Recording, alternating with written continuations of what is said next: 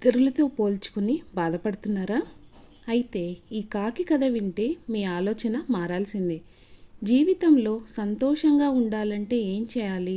చాలామంది స్వామీజీలు, motivation speakers చెప్పే మాట ఇతరులతో పోల్చుకోకూడదని.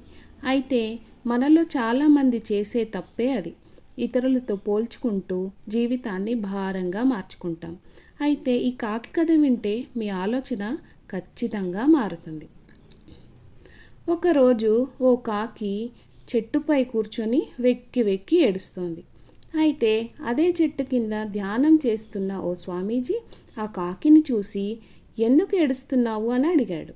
దీంతో కాకి తన బాధను మొత్తం వెళ్ళగక్కింది. నేను నల్లగా ఉంటాను, నన్ను ఎవ్వరూ ఇష్టపడరు, నేను వచ్చానంటే చాలు చీ అంటే తరిమి కొడతారు, నన్ను ఎవరూ పెంచుకోరు, నా జీవితంపై నాకే చిరాకు వేస్తుంది, అసలు ఎందుకీ జీవితం అనిపిస్తోంది, ప్రపంచంలో అందరూ బాగానే ఉన్నారు, నా జీవితమే ఇలా ఉంది అంటూ స్వామీజీ వద్ద వాపోయింది కాకి. కాకి చెప్పిందంతా విన్న ఆ స్వామీజీ, ఇంతకీ ఆనందంగా ఉన్నది ఎవరో చెప్పు అని కాకిని అడుగుతాడు. వెంటనే కాకి స్పందిస్తూ, అదిగో ఆ హంసను చూడు, తెల్లగా ఎంత అందంగా ఉందో, ఎంచక్కా కొలంలో ఈత కొడుతూ హ్యాపీగా ఉంది అంటుంది. అయితే ఓసారి వెళ్ళి ఆ హంసని నువ్వు నిజంగానే సంతోషంగా ఉన్నావా వెళ్ళి అడుగు అని కాకికి చెప్పాడు స్వామీజీ. దీంతో హంస దగ్గరికి వెళ్ళి, నువ్వు అందంగా ఉంటావు, చాలా హ్యాపీగా ఉంటావు కదూ అని అడిగింది.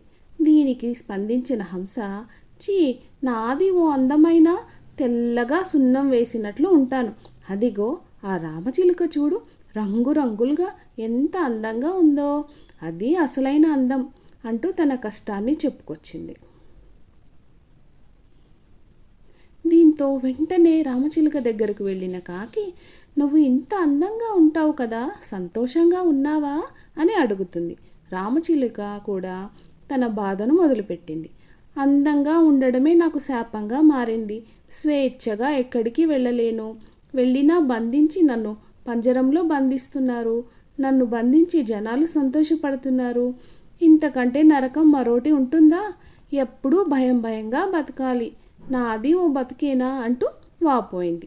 హ్యాపీ లైఫ్ అంటే అదిగో ఆ నెమలిదే. ఇక నెమలి దగ్గరికి వెళ్ళిన కాకి, నువ్వు సంతోషంగా ఉన్నావా అని అడగ్గా నెమలి కూడా తన కష్టాన్ని చెప్పడం మొదలుపెట్టింది. నాదే సంతోషం, అడవిలో హ్యాపీగా తిరిగే నన్ను తీసుకొచ్చి ఇదిగో ఈ జూలో పడేశారు, ప్రజలంతా వచ్చి నాతో ఫోటోలు దిగుతారు, నేను పురి విప్పితే చూడాలని ఆశిస్తారు, అడవిలో నెమలి నాట్యం చేసే నేను ఈ బందిఖానాలో ఎలా నాట్యం చేస్తా, అసలు ఇదేం కర్మ, నిజం చెప్పనా కాకి, అసలు నీ జీవితమే సూపర్, ఎంచక్కా నచ్చినట్లు విహరిస్తావు, నిన్ను ఎవ్వరూ బంధించడానికి ప్రయత్నించరు, హ్యాపీగా లైఫ్ ఎంజాయ్ చేస్తావు, నీ జీవితమే బిందాస్ అని చెప్తుంది. దీంతో కాకి ఒక్కసారిగా ఆలోచించడం మొదలు పెడుతుంది. నిజమే కదా అని ఆలోచనలో పడుతుంది. అసలు విషయం ఏంటంటే, పక్కవాడి జీవితం మనకంటే బాగుంటుందని అనుకోవడం సహజం, కానీ ఎవరి కష్టాలు వారికి ఉంటాయి. మన జీవితం మనం ఎంత గొప్పగా ఆస్వాదిస్తున్నాం అన్నదే ముఖ్యం. పక్కవారికి ఇబ్బంది కలగకుండా మీ జీవితాన్ని మీరు జీవించడమే కదా జీవితానికి అసలైన అర్థం. ఈ స్టోరీ నచ్చితే తప్పకుండా ఒక లైక్ చేయండి. Thank you.